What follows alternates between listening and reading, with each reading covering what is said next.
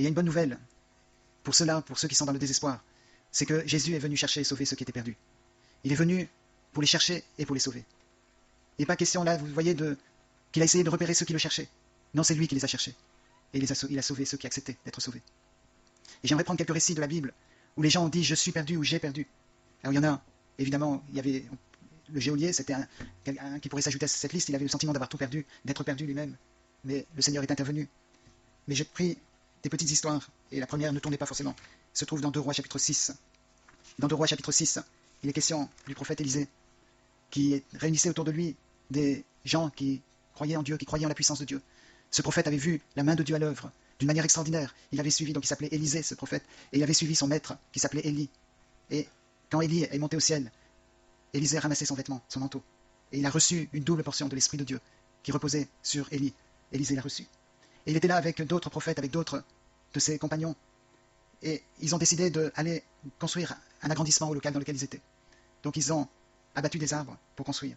Et lorsqu'ils abattaient les arbres, il y a un des hommes, un des ouvriers, un des compagnons d'Élisée, qui a perdu le fer de la hache dans l'eau. Quelque chose qui arrive à tout le monde, ou qui arrive très facilement, évidemment. Mais ce qui est frappant, si vous lisez ça dans 2 Rois 6, c'est de voir le désarroi dans son cœur.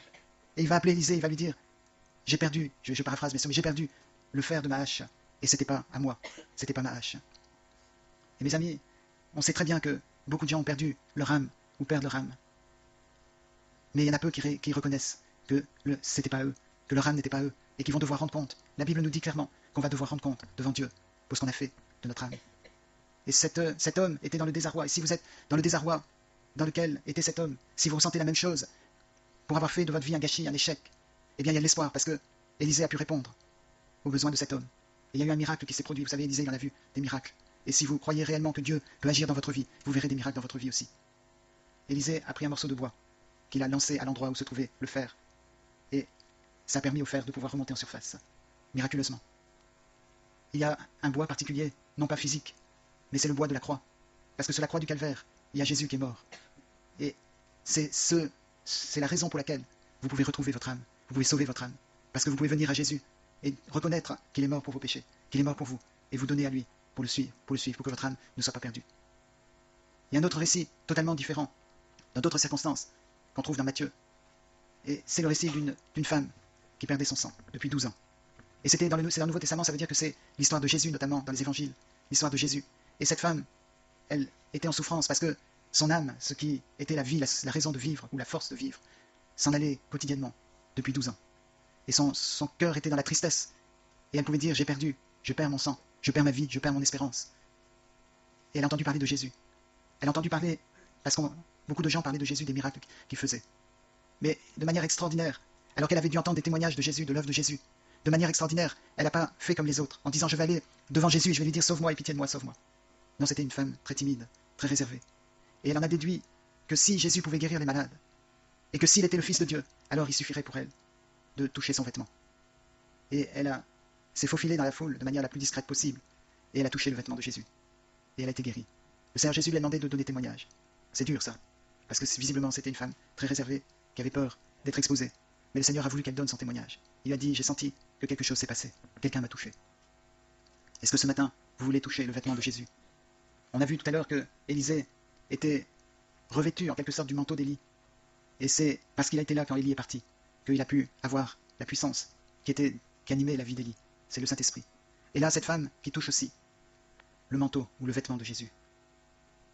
Il y a un autre récit dans Zacharie, tout au début de Zacharie, lorsque le prophète Zacharie voit en vision le sacrificateur Josué, fils de Yotsadak. Il le voit en vision, et dans cette vision, il voit ce sacrificateur revêtu de vêtements sales. Remarquez, il est encore question des vêtements. Il était revêtu de vêtements sales. Et le diable qui l'accusait. Et c'est peut-être votre cas ce matin. Vous sentez que vous avez perdu la pureté. Les sacrificateurs portaient des tenues strictement propres pour se présenter devant Dieu. Il ne devait y avoir aucune souillure, aucune tache.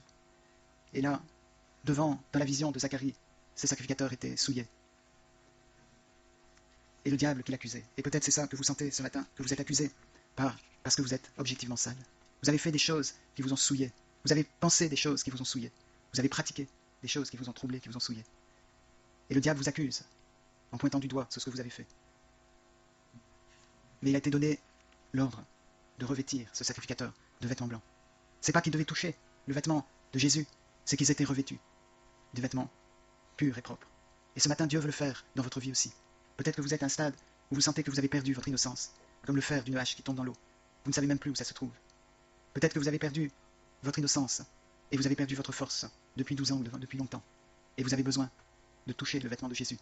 Mais peut-être que vous avez besoin d'aller plus loin que de toucher le vêtement de Jésus. Vous avez besoin d'être revêtu, comme dit le Ésaïe, des vêtements de la délivrance. Vous avez besoin de recevoir ces vêtements propres, qui font en sorte que vous n'êtes pas constamment souillé, mais au contraire constamment renouvelé, avec des vêtements propres.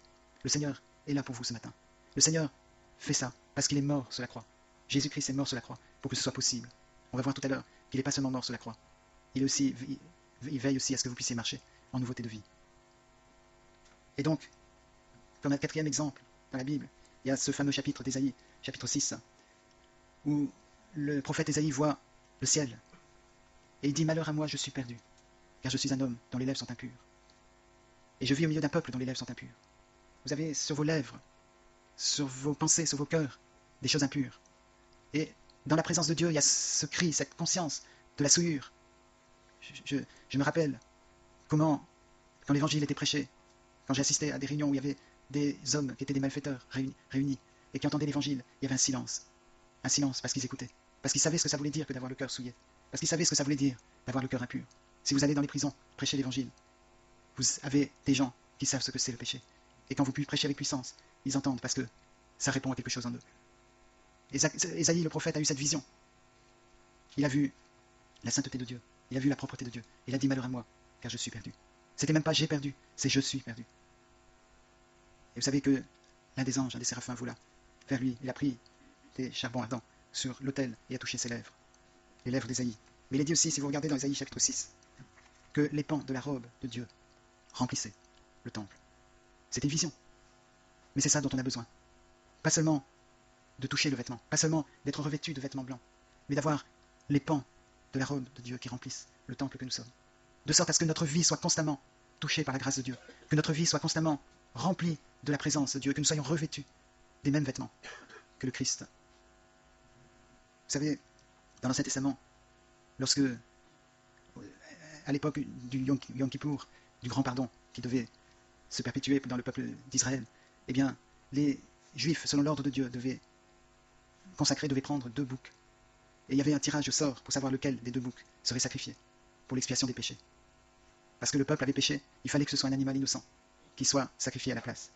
Et le sort était tiré entre les 2 boucs, et l'un des 2 était sacrifié, et le sang était présenté dans le lieu très saint, par le sacrificateur. Mais l'autre bouc était lâché dans le désert. Et avant ça, Moïse et Aaron devaient imposer les mains à ce bouc pour qu'il porte le péché du peuple.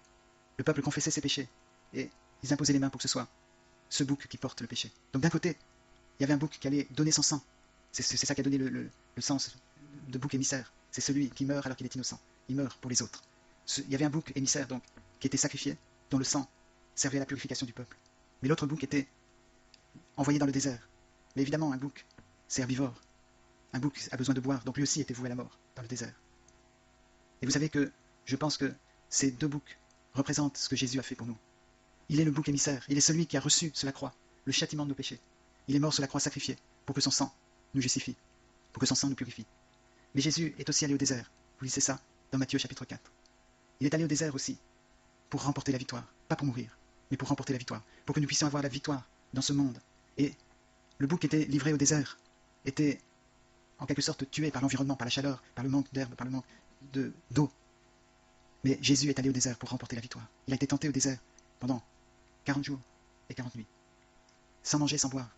Mais il a remporté la victoire. Et je veux dire ce matin que la victoire, elle est pour nous aussi. Non seulement Jésus est mort, mais il est aussi le bouc qui est allé aussi dans le désert pour remporter la victoire. Et si vous trouvez que dans le monde dans lequel on vit est un désert, il suffit d'écouter la radio, de regarder la télévision, et vous verrez qu'il n'y a pas grand-chose qui désaltère. Mais si vous êtes là dans un désert et vous dites « Je sais que Jésus est mort sur la croix pour mes péchés, mais je suis dans le désert », sachez qu'il est allé aussi dans le désert pour remporter la victoire.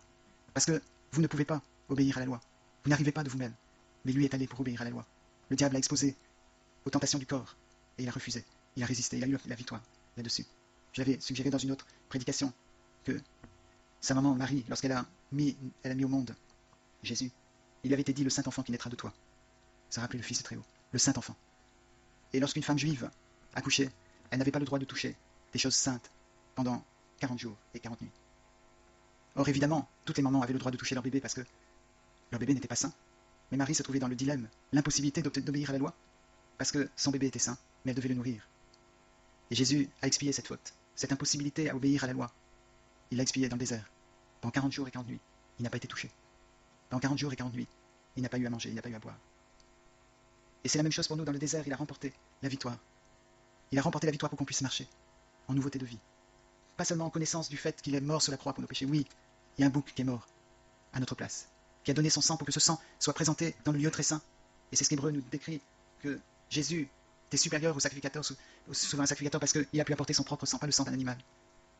Mais il était aussi le bouc qui était dans le désert et qui a remporté la victoire sur les tentations, sur l'environnement, de sorte à ce qu'on puisse marcher avec Dieu.